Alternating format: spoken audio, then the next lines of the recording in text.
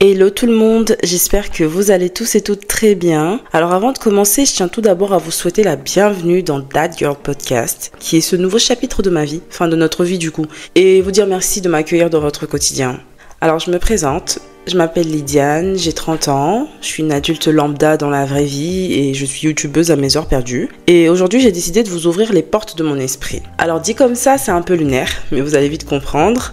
En fait ici, vous allez assister à toutes sortes de débats que j'ai avec la voix dans ma tête. Ou les voix, ça dépend de qui est disponible quand je vais discuter. On va parler de tout et de rien en même temps. Parfois ça sera sérieux, d'autres fois ça sera pour la déconnade, mais ça sera toujours avec bienveillance, honnêteté, gentillesse et fragilité quelquefois. Oui, il faut le préciser parce qu'on n'est pas des pleureuses ici. Donc on va parler de tout, on va parler d'amour, d'argent, de religion, de famille, de santé mentale, etc. Tout va y passer. Et j'espère que chacun pourra y trouver son bonheur et s'installer dans cette safe zone que j'essaie de mettre en place pour nous tous. Bref, bienvenue dans le chat. Alors pour notre premier épisode, on va parler d'un sujet qui me titille, bien évidemment, sinon on n'en serait pas là. Soyons honnêtes. Comme vous l'avez lu dans le titre, je viens vous donner mon avis sur la clean girl era, ou l'ère de la fille propre, pour les non-bilingues d'entre nous. Je suis désolée, c'était moche, mais pas trop en demander à Google Traduction, clairement. Du coup, comment on va procéder ?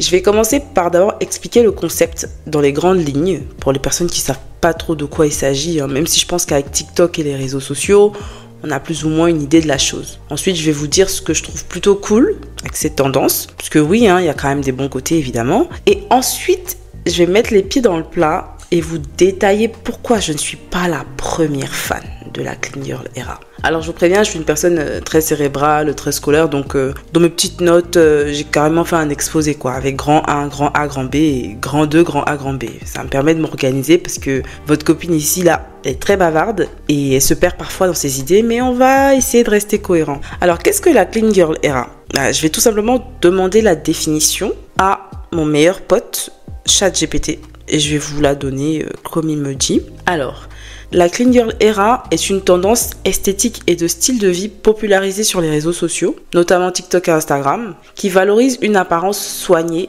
minimaliste et naturellement élégante. Ok, déjà on va faire une pause. Franchement, vendu comme ça, c'est plutôt pas mal, on va pas se mentir. Je pense que tout le monde, à un moment dans sa vie, a voulu être soigné et élégant. Rien qu'une fois en fait. Même si c'est pour le plus basique des événements, genre, je sais pas, l'anniversaire du grand-oncle, de ton gars ou de ta go, enfin, un truc comme ça. Ensuite, on a des caractéristiques pour mieux visualiser la chose. Un maquillage lumineux et naturel, léger, qui met en valeur les traits sans paraître maquillés. Donc déjà, les drag queens sont disqualifiées d'avance. C'est pas sympa. C'est pas sympa du tout. Des cheveux tirés en chignon ou une queue de cheval lisse. Bon, on vient à peine de commencer, je vais garder mon calme. On continue. Des tenues sobres, neutres et bien ajustées, style ensemble monochrome, accessoires dorés minimalistes, vêtements basiques mais chics. Une routine bien-être, soins de la peau, sport, alimentation saine. Un intérieur épuré, c'est-à-dire un cadre de vie, un logement, blanc ou beige. Et pour finir, une image de discipline, d'équilibre et de luxe discret. Alors il a cité des noms, mais on va pas trop en faire non plus. En tout cas, une certaine Madame Bieber est dans le lot. Voilà, c'est tout ce que j'ai à dire. Donc en gros, pour faire simple, selon les standards sociétaux, puisqu'encore une fois, tout part du regard de la société, la clean girl, c'est la fille parfaite, tirée à 4 épingles, qui fait du yoga à 6h du matin, qui boit son latte matcha à 9h, qui met des vêtements clairs et vit sa best life de bougie girl. Ok, on a capté. Comme je disais, il y a effectivement des côtés que je trouve top, on va pas se mentir, et même nécessaires à un certain stade de sa vie. Après, chacun fait ce qu'il veut et positionne ses étapes selon son bon vouloir, évidemment. Alors, en premier point, ce que j'apprécie chez la clean girl, c'est qu'elle prend soin d'elle. C'est tout sauf une clocharde, en fait. Pour moi, c'est très important de se bichonner. Peu importe ses moyens. La clean girl fait du sport. Faites du sport, les amis. On ne vous demande pas d'aller courir 12 km tous les matins, mais bougez, marchez, c'est ce qu'il y a de plus simple en fait. Lancez-vous des petits défis du style, au lieu de descendre à mon arrêt de bus, je descends peut-être 1 ou 2 arrêts avant et je fais le reste du trajet à pied. Ou pour ceux qui ont l'habitude de prendre l'ascenseur, dites-vous, je descends 2 étages plus bas et je termine ma course avec les escaliers. En fait, c'est des petits gestes comme ça, mais je vous jure, avec l'habitude, ça va tellement vous faire du bien.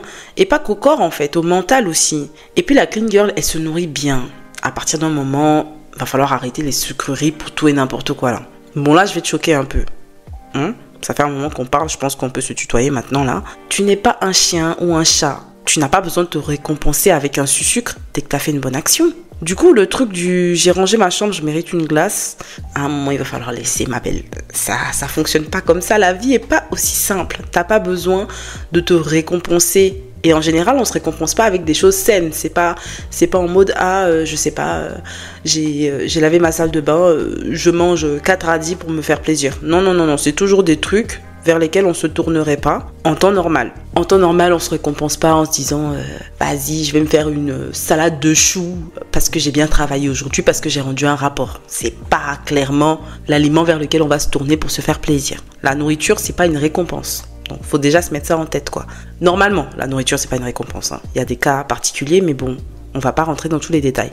En revanche, je te demande pas de bannir les sucreries ou les petites cochonneries de ta vie, hein. C'est pas du tout mon point de vue, mais fais des efforts. C'est-à-dire, au lieu de t'enfiler un paquet de chips, tu peux essayer des petits légumes frais, genre des carottes, des petits radis avec du houmous, enfin, des trucs un petit peu sains, on va dire. Et aussi, on fait attention aux boissons gazeuses et à l'alcool. Je vous jure, peut-être que c'est sous-coté, mais l'eau, c'est la meilleure des boissons. C'est très bien, vraiment. Au pire, tu rajoutes, je sais pas, une goutte de sirop de fraise ou de sirop de menthe, ça suffit largement. Si t'aimes pas, parce que je sais qu'il y a des gens qui ont du mal à boire de l'eau parce que ça n'a pas de goût. Donc tu peux rajouter un petit truc pour pouvoir caler avec ta vibe. Les gros kebabs ou les croissants jambon fromage pour aucune raison, tout ça là, franchement, pitié pour nos artères quoi, vraiment, à un moment faut arrêter. Et en deuxième point, ce que j'aime beaucoup, c'est le fait que ce soit une personne disciplinée. Parce que je l'ai pas encore mentionné, mais pour moi, les personnes indisciplinées, c'est non. C'est non, niet, nada, nine. Les gens qui n'ont pas de limites, qui s'autorisent tout et n'importe quoi, les YOLO comme je les appelle, genre vraiment... Ils vivent leur vie comme si demain c'était fini. Alors, je vais dire les termes pour moi et pour l'avoir dans ma tête parce que cette fois-ci on est d'accord. On n'est pas tous les jours d'accord, mais cette fois-ci on est d'accord. Pour moi, ce n'est pas sain. Personne ne va te mettre en prison. Enfin, sauf si tu as eu des affaires avec la justice ou que tu es un psychopathe. Vraiment, dans ce cas-là, bye, on n'est pas ensemble. Mais il faut savoir être un peu discipliné dans sa vie. Pas dans tous les domaines évidemment, mais... faire de son mieux pour instaurer de l'ordre dans ses idées. Je vous jure, c'est pas trop en demander. Et contrairement aux idées reçues, être discipliné, ça signifie pas obligatoirement être chiant ou être fade. Ça montre juste que tu es une personne qui s'organise pour que ta vie ne soit pas un chaos. Déjà que la vie en elle-même, elle est dure dans le pays de Macron. Il faut s'instaurer une discipline. Toujours par petites doses, hein, au départ, mais surtout il faut maintenir cette discipline afin qu'elle devienne une habitude et une routine. Par exemple, tu as décidé de dormir avant minuit, tu installes un rappel qui te prévient un petit peu avant, tu poses ton tel et tu vas pioncer. Et je crois que sur l'iPhone, il y a une fonctionnalité qui te permet de réduire ton temps d'écran, qui verrouille l'écran à partir d'une heure que tu as définie ou un truc comme ça. Enfin, il faut chercher dans les paramètres. Et c'est déjà une petite alternative qui est pas mal. Ou alors tu as décidé de passer moins de temps à scroller sur TikTok pendant 3 heures. Tu essaies de t'occuper autrement quand tu sens que l'envie monte de retourner sur TikTok. Tu peux commencer à lire un bouquin, tu peux ranger ta chambre, tu peux tester des nouvelles recettes culinaires, tu peux regarder des documentaires, ou pourquoi pas tu peux commencer un podcast, hein. Moi je te donne juste l'idée, mais pourquoi pas. En fait, tu commences par des petites choses, des petites habitudes et tu essaies de les maintenir. C'est surtout ça, il faut que tu restes dans la constance, que tu essaies de les maintenir. Dis-toi, j'essaie d'abord 1 semaine pour voir comment mon cerveau réagit à cette nouvelle tâche. Et puis après 1 semaine, tu passes à 2 semaines, à 3 semaines. Et au fur et à mesure, tu n'auras même plus à te poser de questions, ça va devenir un automatisme. Je crois qu'il y a une croyance populaire qui dit qu'il faut 21 jours pour qu'une petite action devienne une habitude. 21 jours dans une vie, franchement, on peut se le permettre, je pense. Et donc, on va garder cette bonne habitude de la clean girl là. Être discipliné et par ricochet être équilibré parce qu'on se sera donné les moyens pour y arriver. Du coup, pour ces petites choses-là, franchement, la clean girl, elle gère. On adore Margot, c'est cool. Mais comme j'ai dit, si on est là aujourd'hui, ce n'est pas uniquement pour lui jeter des fleurs. On va lui lancer quelques petits cailloux aussi, pourquoi pas. Donc maintenant, je vais vous partager les points qui me dérangent un petit peu avec tout ça. Alors pour commencer, je vais être franche. Moi, quand je pense à la clean girl, vraiment, je suis désolée mes go, mais vous avez l'air super chiante en fait. Vraiment, je sais que les réseaux, c'est pas la vraie vie et que chacun montre ce qu'il a envie de montrer. Mais sérieusement, on dirait que les clean girls, c'est des robots, des filles super hautaines qui sont pas si sympas en fait. Et je sais pas pour vous, mais moi quand j'entends clean girl, ça me fait grave penser à la gosse de riche qu'on voit dans tous les films américains, vraiment le prototype parfait, queue de cheval lisse, qui a fait du ballet quand elle était petite, alimentation végane sans gluten, la hit girl du lycée qui est populaire et qui est méchante et qui martyrise les gothiques et qui sort avec le capitaine de l'équipe de football qui, soit dit en passant, hein, c'est très rarement un clean boy. Hein. Franchement, totalement l'opposé de son esthétique, mais c'est son chéri. Et à la fin du film, on découvre qu'en fait, elle n'était pas heureuse, qu'elle a toujours détesté sa vie, que c'est sa mère qui forçait pour le ballet, qu'en secret, elle a toujours admiré celle qui vivait plus simplement, en vrai. Plus sérieusement, je trouve que ça renvoie une image assez austère de la personne. Et en général, on voit jamais la clean girl être un peu fofolle, comme si c'était mal en fait. Comme si la vie n'était pas assez difficile en fait. Et vraiment, l'image inaccessible. Parce que malgré son apparence naturelle, entre griffes, on se rappelle que c'est une gosse de riche. Hein. C'est une rich girl. Elle fait pas ses courses aux Action ou au Lidl d'à côté. Clairement, elle va pas Basic Fit non plus. Et puis, encore désolée, hein. En fait, non, je suis pas désolée. Je suis pas désolée. Pourquoi je dis je suis désolée? Je suis pas désolée. Mais le matcha, tous les 4 matins, s'il vous plaît, enough. S'il vous plaît, ça suffit. On est fatigué. Faut arrêter, s'il vous plaît. On dirait c'est le secret de la vie éternelle. Je vous jure, je peux plus entendre parler de ce truc alors que j'ai jamais goûté. Si ça se trouve, je vais aimer. Si ça se trouve, c'est bon. Mais pardon, laissez-nous respirer. On va pas nous retirer 15 ans de vie si on boit pas du matcha tous les jours. On veut pouvoir boire autre chose que ça. On dirait c'est le seul truc qu'il faut boire quand on est une clean girl. Si tu bois pas du matcha, t'es pas une clean girl. Je suis désolée, j'arrive pas encore à intégrer cette information dans mon cerveau et je sais pas si je vais l'intégrer un jour parce que ça commence à devenir trop. On est fatigué, laissez-nous, libérez-nous de cette boisson. On veut tester autre chose. Il y a pas d'autre boisson pour les clean girls. Genre vraiment, il y a que ça, il y a que du matcha. Il n'y a pas autre chose. Non, on serait bien partante pour tester autre chose en fait, pourquoi pas. Vraiment sur Instagram, j'en peux plus. Tu viens ici, matcha. Tu swipes à droite, yoga ou pilates et on souffle. Laissez-nous respirer s'il vous plaît. Et puis concernant l'aspect physique, là j'ai un gros souci avec le fait d'avoir des cheveux lisses pour être une clean girl. Pardon? Ça veut dire quoi en fait? Que je peux pas être une clean girl avec mon afro ou mes locks ou mes bow braids? Genre, c'est problématique un peu, on va pas se mentir. Et en général, la clean girl qui fait du pilates 75 fois par semaine, c'est clairement pas une rondelette quoi. C'est pas vraiment une curvy. Donc ça aussi c'est un peu compliqué. Je l'ai pas précisé mais je suis une femme noire, ronde, avec des cheveux naturels. Donc selon Instagram, je ne suis pas une clean girl. C'est un coup dur pour ma petite personne mais on fait avec. Inconsciemment, je trouve que ça crée des complexes inutiles parce que si on n'entre pas dans ces critères, si on ne coche pas ces cases, ça veut dire qu'en quelque sorte, on est l'opposé d'une clean girl. Du coup, on devient quoi? On devient des messy girls? Je sais pas. Attendez, je demande à ChatGPT, c'est quoi le contraire de clean girl? Alors, qu'est-ce que c'est que le contraire de clean girl? Ah ben voilà, messy girl. En parenthèse, look désordonné, cheveux décoiffés, make-up qui déborde. Ou alors bimbo, maximaliste esthétique, vêtements flashy, big talons, paillettes et fossiles, hashtag Barbie, hashtag Dubai Bling. Ou l'alt girl, je connaissais pas celle-là, mais apparemment c'est tout ce qui est piercing, motif emo ou goth, cheveux colorés, etc.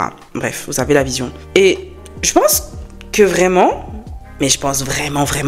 la majorité des meufs sur cette terre, elles sont dans ces catégories-là. Vraiment, la clean girl, c'est une minorité en vrai. Donc là, ça fait une belle majorité qu'on jette à la poubelle parce qu'elles ont envie de boire des bières en terrasse souvent au lieu d'aller aligner leur chakra. Ou qu'elles ont un mur, je sais pas, rose ou une baignoire couleur pêche au lieu des grands couloirs blancs de la maison de Kim Kardashian.